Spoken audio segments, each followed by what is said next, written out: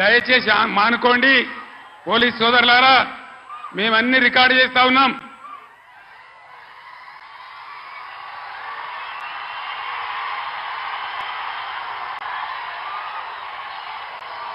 ఈ ప్రజల స్పందన చూసైనా మీరు మారాలి. డీజీపీ గారు మీరు మారాలని నేను చెప్తా ఉన్నా. లేకపోతే మీ మీదకి ప్రజలే తిరుగుబడే రోడ్ వస్తుంది, జాగ్రత్త అని నేను చెప్తా ఉన్నా.